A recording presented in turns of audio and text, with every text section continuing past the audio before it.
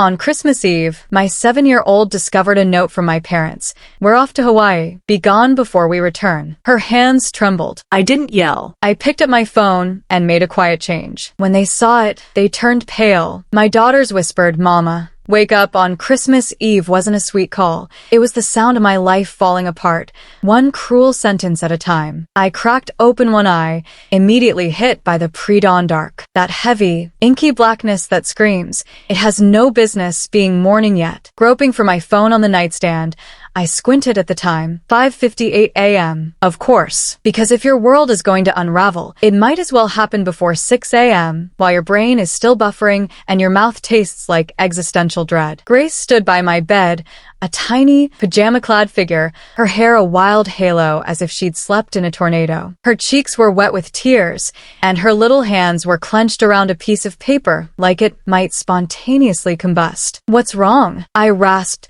my voice thick with sleep and a sudden, growing unease. I pushed myself upright, my eyes already scanning her face, with that frantic mother scan. "No blood? No fever? No, did you throw up somewhere?" She shook her head, a silent, desperate tremor. "Look," she whispered, holding the paper toward me with both shaking hands. I took it carefully, as if it were both fragile and razor-sharp. My eyes scanned the cramped handwriting, and my stomach plummeted. Slow, sickening. The note wasn't long. It didn't need to be. Just 5 words, cold as ice. "We're off to Hawaii. Please move out by the time we're back." That was it. No Merry Christmas. No love you. Not even a simple smiley face, which, honestly, might have been even more unsettling. I stared at it, willing myself to wake up from what had to be a very, very strange dream induced by late-night cheese. Grace's tiny voice, barely a whisper, sliced through my haze. I found it on the table. I think it's from Grandma and Grandpa." My brain tried to scramble into some semblance of logic. "Okay,"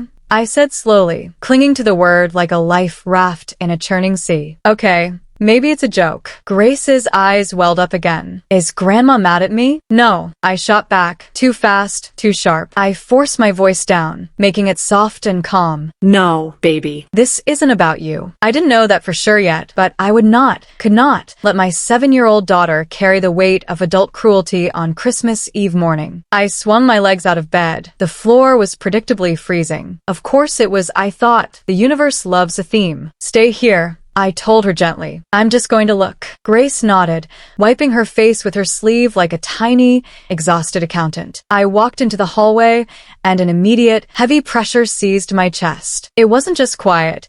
It was emptier than quiet. No cheerful clinking in the kitchen. No TV murmuring from the living room. No footsteps. No voices. No... "Oh, I didn't think you'd be up this early," a phrase my mom usually loved to utter right before asking me for something. I went to the living room first, a ridiculous sliver of hope that they were all sitting there, waiting to surprise us. Nothing. My brain started its own frantic inventory. Yesterday, there had been suitcases by the front door. My parents had been chatting about sunscreen and passports. Now, the space was stark blank, the coat hooks nearly bare. No travel jackets. No dad's stupid vacation hat that he wore like it was a personality trait. I moved to the window overlooking the driveway, the one where my parents' car usually sat, faithful as a dog. The driveway was empty. No car. No luggage. Nothing. For a brief, terrifying moment, my brain just went, "Oh, they left. Without me. Without Grace. They left." I stood there, staring out the window as if the car might reverse back into existence if I wished hard enough. It didn't. I forced myself to breathe, slowly, deeply. Then, I did what any person does when reality starts acting suspiciously. I called. Mom first. Straight to voicemail. Dad next. Voicemail. I called again because denial is a powerful, free drug. Voicemail. I walked back to my room. Grace was still standing in the same spot, a statue of hope. She looked at me, and her eyes held a question that hurt. "Are they here?" she whispered. I swallowed. "Not right now." Her face crumpled. She pressed her lips together, fighting back louder sobs. My chest clenched again. "Okay," I said softly. "Hey, I'm going to call Aunt Bella, okay?" Grace nodded, but her eyes didn't stop shining with unshed tears. I stepped into the hallway, closing the door just enough so Grace wouldn't hear everything. Not because I wanted to hide things from her, but because some things aren't meant to land on a child's heart. I called my sister, Bella. It rang twice. Then Bella answered, wide awake, bright-eyed. A personal insult, knowing her. Yeah, she chirped. Bella, I said, keeping my voice unnervingly even. Where are Mom and Dad? A pause. Not long, just enough for her to decide whether to feign ignorance. Then, a bored sigh. Oh. You found the note. My stomach churned. You knew. Obviously, Bella said, as if I were the idiot. We all decided. I repeated, because sometimes repeating insanity out loud helps your brain accept it. Bella sounded amused. Jess, you're 31. I closed my eyes. Bella, no. She cut in, her voice sharpening like a knife. Seriously, you're 31 and you still live with Mom and Dad. It's embarrassing. My grip tightened on the phone. I moved in to help you. Bella laughed once, a brittle, dismissive sound. That's not a real reason. You're an adult. You should have your own life. I glanced down the hallway. Grace's door was still slightly ajar. I could hear the tiniest sound, a sniffle. She was listening. I lowered my voice. We were supposed to go to Hawaii together. Bella's tone turned lighter, like she was explaining an event cancellation at school. It's adults only, she said. We thought it would be better. And honestly, this gives you time to move out in peace while we're gone. Less awkward, less drama. I stared at the wall, a deep, cold ache starting in my chest. Let me talk to Mom, I said. Bella exhaled dramatically. Fine. I heard movement on the line, then the click of speakerphone, then my mother's voice,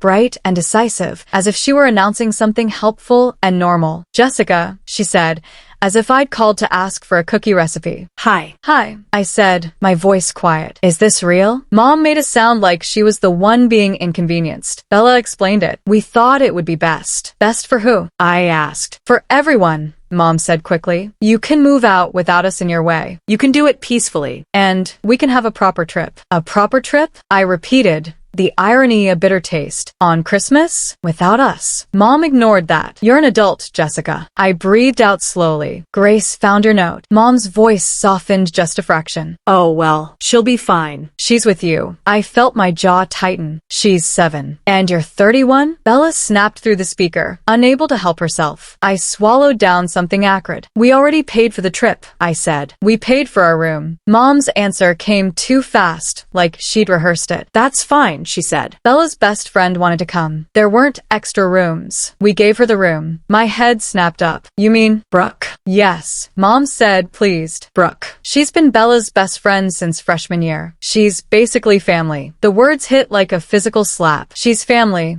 I repeated slowly. Bella chimed in, smug. She is. She's been there for me. I heard Grace's door creak slightly. I could feel her presence, a little shadow behind me. So, Brooke is family, I said, my voice so calm it scared me. But me and Grace aren't. Mom's tone sharpened instantly. Don't say it like that. I almost laughed. Not because it was funny, but because it was the kind of sentence people say when they know exactly what they're doing. What do you want me to do? I asked. Where am I supposed to go? You'll figure it out, Bella said brightly. You're an adult. Mom made that same dismissive sound again. You've had a cushy setup long enough. A cushy setup, I repeated, tasting the words, cold and stale. Bella went on, warming up like this was her moment. It's just, you living there is weird. You're 31. It's embarrassing. You're making us look what? I cut in, and my voice finally cracked. Like you have a single mom in the house who helped you pay for school? Is that what's embarrassing? Jessica, Mom snapped. See? Drama, Bella chirped. And in that moment, something inside me clicked. Not rage, not tears, just clarity. I didn't argue anymore. I didn't explain. I didn't plead. I said very softly, okay, noted. Then I ended the call. The silence that followed felt heavy, almost suffocating. I walked back into my room. Grace was sitting on the edge of the bed now,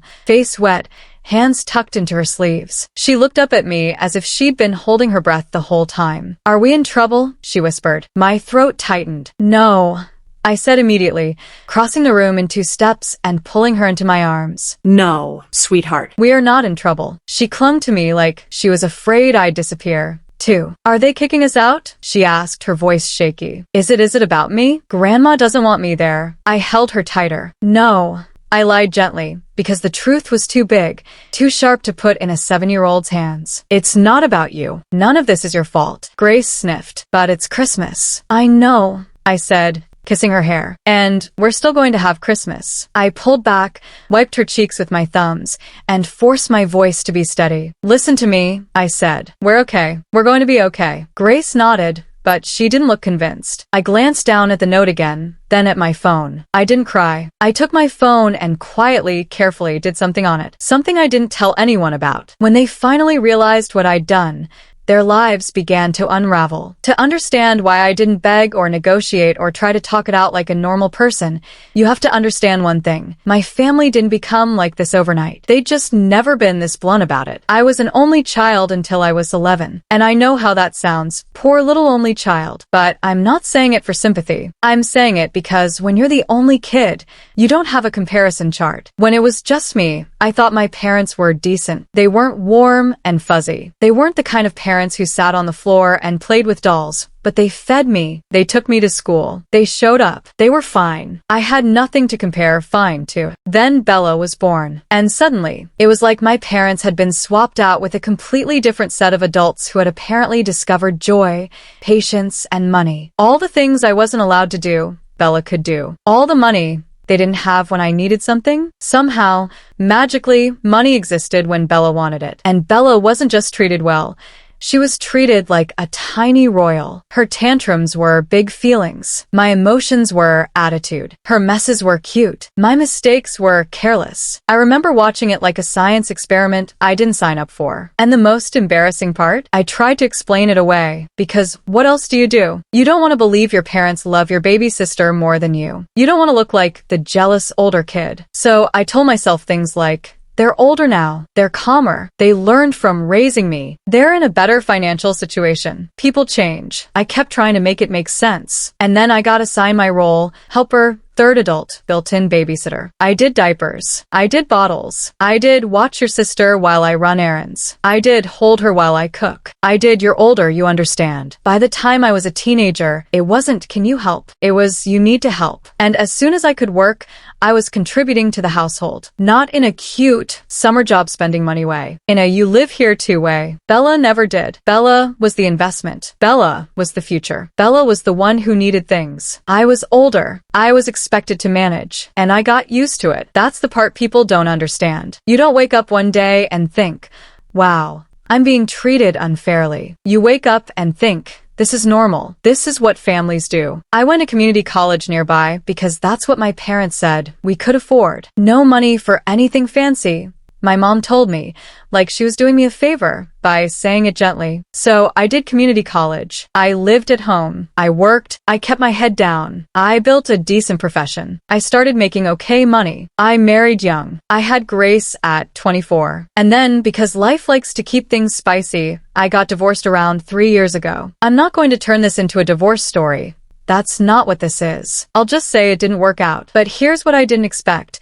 After the divorce, life got good. I got my own apartment. It wasn't huge, but it was quiet. It was safe. It was just me and Grace. No passive-aggressive comments, no guilt, no being told I owed everyone my labor. For the first time in my life, I wasn't bracing for someone to demand something from me. And then my parents called. It started with that tone, the we're being reasonable tone. Bella had gotten accepted into a fancy university, not a community college, not the close-to-home option, a real one, an expensive one. And it required tuition and living away. Mom told me how hard it would be for Bella to afford it, even if my parents gave her what they could. Dad told me Bella might have to work too much. It would ruin her experience. And then the question came, wrapped in guilt and sugar. Can you help? I remember staring at my kitchen wall in my little apartment while Grace colored at the table. How? I said, I'm a single mother. Mom's answer was smooth. You could move in with us. Of course. Move back into the house I'd spent my adulthood trying to escape,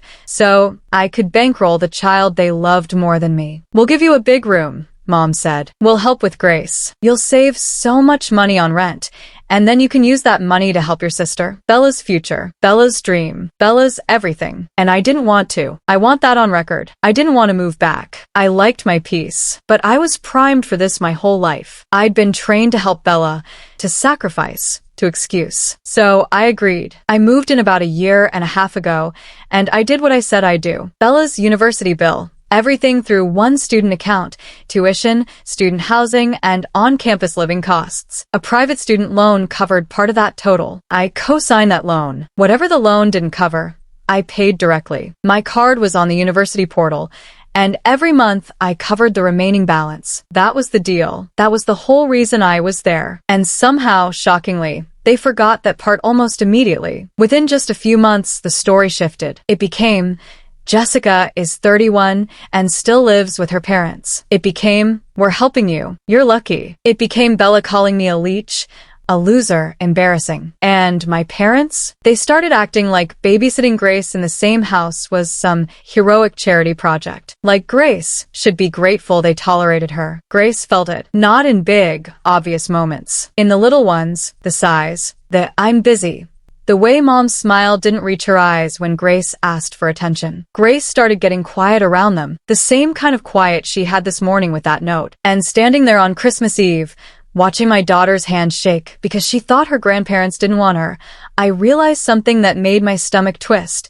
This wasn't just about me anymore. This was about my child. And I wasn't going to teach her that love means begging to be included. Grace stayed upset for a while. Not the dramatic, screaming kind. The quiet, wounded kind. The kind where she followed me from room to room like she was afraid if she let me out of her sight, I'd disappear, too. I kept my voice light around her, even when my insides felt like they were vibrating with a cold fury. Hey, I told her, brushing her hair back. You know what? She sniffed. What? Moving somewhere? Just us, I said. That could actually be really nice. Grace's face scrunched up in confusion. But Grandma's house. I know, I said. But imagine a place where nobody makes you feel like you're in trouble for existing. She stared at me like I'd just offered her a unicorn. I didn't say anything else. I didn't want to dump adult rage into her little body. I just kissed her forehead and said, we're going to be okay. Then I picked up my phone again because step 1 was feelings. Step 2 was logistics. And I'm very good at logistics. I started with Hawaii. I opened the booking confirmation in my email,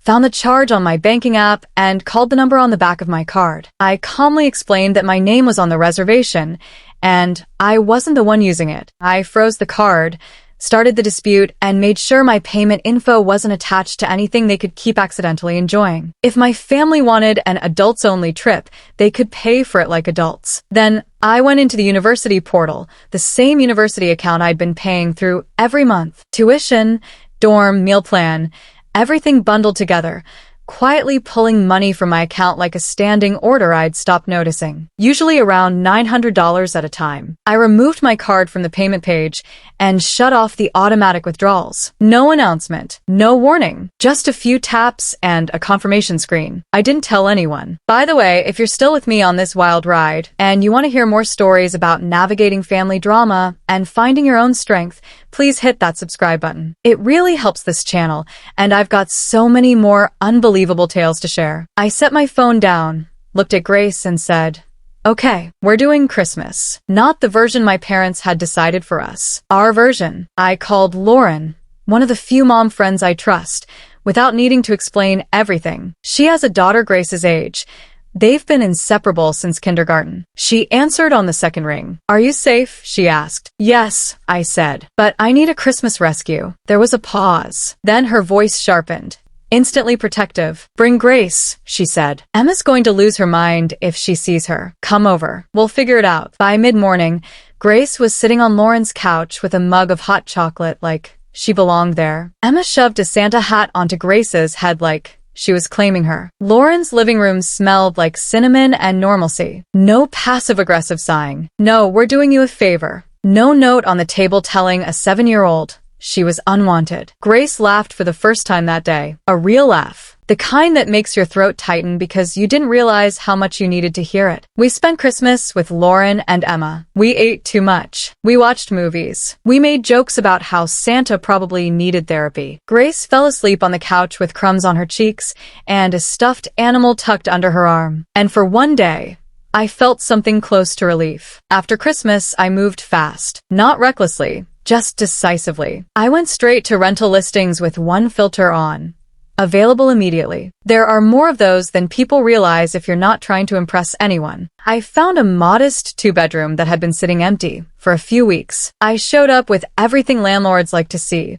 Steady income, clean paperwork, no drama. I viewed it, applied that day, and a few days later, I was handed the keys. By the end of the week, Grace and I were already sleeping somewhere new. And that's when I started packing what was actually mine. Apparently, you live here, too, meant furnishing the house. Within weeks of moving in, my parents had opinions. The couch was tired. The chair was bad for Dad's back. The coffee table didn't reflect us. So I paid $2,000 for a couch. They picked a chair that cost nearly a month's rent. A heavy coffee table no one needed, but everyone admired. All of it on my card because I was being helped. They loved those pieces, used them daily, took pride in them, made jokes about how I should be grateful to sit on something so nice. When I moved out, I took every single thing I'd paid for. The couch, the chair, the table. The movers didn't ask questions. Neither did I. Grace watched the last piece come in and looked around our new living room like she was seeing a future. This is ours.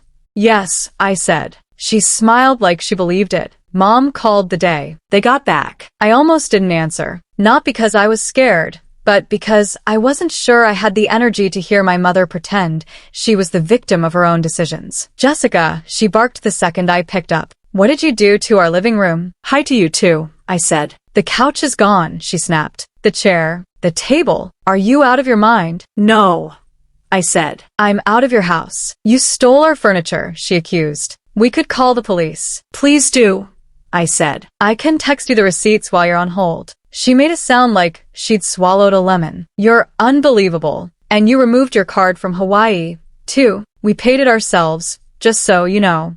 We don't need your charity. Perfect, I said. Adults paying for their own vacation. Love a growth moment. Don't get smart with me, she started. Click. She hung up. I stared at my phone for a second because the sheer audacity almost deserved applause.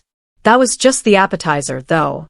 The loud part, the easy part, the part they hadn't mentioned, the part that actually mattered, was still sitting quietly in Bella's student account, waiting to be noticed. It didn't wait long. About an hour later, Mom called again. Same name on the screen, different voice. Not just angry this time. Worried angry.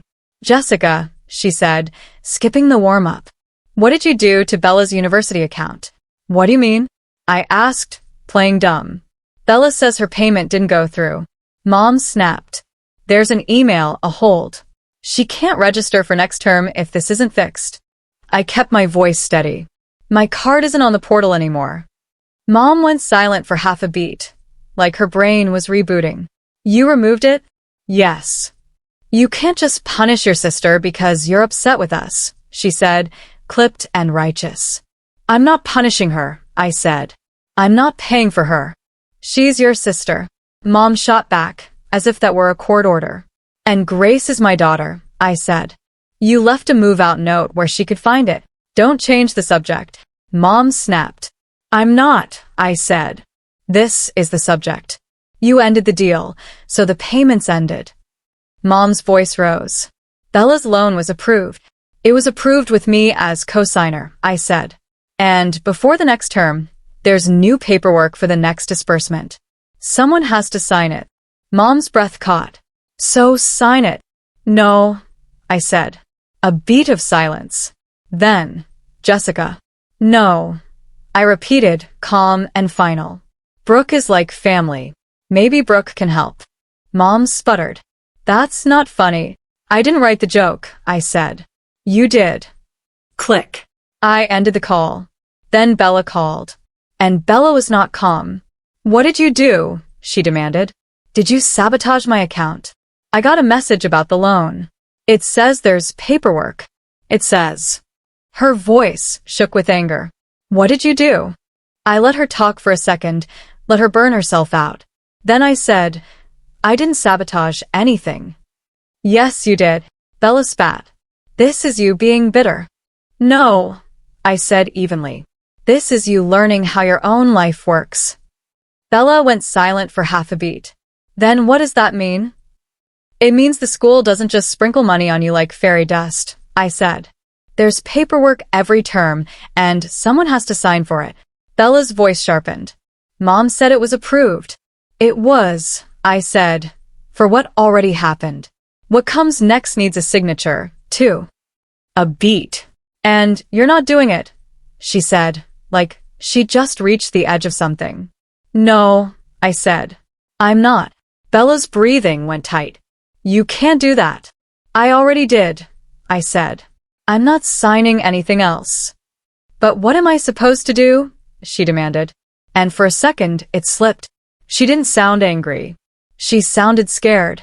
I kept my voice calm anyway. The thing you told me to do. Be an adult. Figure it out. Bella went quiet. And before you ask, I added dry, no, this isn't sabotage. Sabotage would have involved effort. That's not fair, she shot back. I almost smiled. Interesting. You didn't mention fairness when you were calling me a leech. I didn't mean, yes you did, I said. And you were right about one thing. I needed to live independently. I paused, letting it land. So I continued. Which means I'm not funding your life anymore. I'm funding mine and Grace's. Her voice sharpened. You're ruining my life. No, I said. I'm refusing to run it. Jess. Goodbye, Bella. I hung up.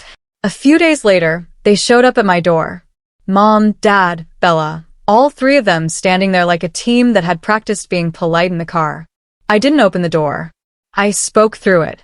What do you want? I asked. Mom's voice turned sweet. Too sweet. Jessica, honey, can we talk? No, I didn't say that yet. I let her keep talking because sometimes people reveal everything when they think they're being persuasive.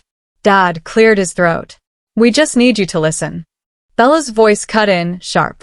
This isn't funny. I almost laughed again. Bella had never been told no in her life. Of course. She thought boundaries were a joke. Mom said, we really need you to help your sister. There it was. Bella can't get the loan without your co-signature, Dad added quietly. And we can't co-sign. Mom rushed in. Our credit isn't. She stopped herself, then forced it out. We can't qualify. And we can't afford to cover it ourselves. Bella snapped. So, just sign it. Mom did that same sugar voice again. We all love each other. We're family. We just wanted you to grow up, Bella added without meaning to. I'm not 31 like you. Silence. I stood on the other side of the door, my hand on the lock, feeling something in me settle into a calm I hadn't had in years. No, I said. Mom's voice tightened. Jessica? No, I repeated. And you're not coming in. Bella's voice rose. You can't do this to me. I exhaled slowly. I'm not doing anything to you. I'm just not doing it for you anymore. Bella's voice cracked. I won't be able to study. You'll figure it out, I said. And yes, I meant it the same way they meant it when they left me with a move-out note. You're an adult, too. Mom snapped. Don't be cruel. I almost laughed. Cruel? I said. You left a note where my 7-year-old could find it. Dad tried, quieter. Jess, please. I kept my voice steady. You don't get access to my child anymore. No contact. Not with me. Not with Grace. Bella made a choking sound. You're ruining everything. You ruined your own plan when you decided I was disposable. I countered. Mom's sweetness vanished. You're being dramatic. I smiled to myself because of course she said it. No, I said. I'm being done. And then I opened the door just enough to make it clear I wasn't afraid of them, just uninterested. And I pointed down the hallway. Leave. For a second, Bella looked like she might cry, like she genuinely could not process someone refusing to rescue her. Then, Dad turned away first. Mom hissed something under her breath. Bella stared at the door like she was trying to force it open with entitlement alone. Then they left, and the hallway went quiet. Not empty quiet. Peaceful quiet. I locked the door and walked back to where Grace was coloring at the table in our new living room, humming softly to herself like the world finally made sense again. About 2 months ago, my phone lit up with Mom again. I almost didn't answer because I already knew this wasn't going to be an apology. But something in me said, take it. Hear what they want this time.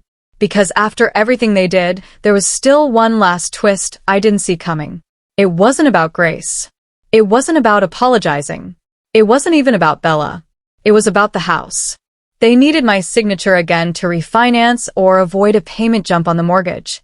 I'd co-signed it 5 years ago, back when helping families still sounded like love instead of a warning label. Mom called it just a signature. Like my name was a free stamp. Dad kept saying, "It's nothing." Like nothing ever becomes something until it's happening to them. They said if the payments jumped, they couldn't afford it. They said they might lose the house. And I won't lie, hearing that did something to me. Not guilt. Not triumph. Just this quiet, brutal irony. The same people who left a move-out note for a child to find were now asking me to save their home. I looked my mother in the eye, and for the first time, truthfully, unapologetically, I said, no, that was the last time I ever spoke to them. I don't know if they lost the house. I don't know if someone else stepped in to save them, as I had done so many times before. All I know is this. That night, in our tiny new apartment, Grace slept peacefully. No shaking hands, no whispered fears, just the sweet, quiet breath of a child finally at rest. And for the first time in my life, so did I. This journey taught me that sometimes peace only comes when you're brave enough to close a chapter, even if it's with your own family. So, tell me, what would you have done in my shoes? Have you ever had to choose yourself and your child over toxic family ties? I'm genuinely curious to hear your thoughts in the comments below, and if this story resonated with you, please consider subscribing. Your support means the world.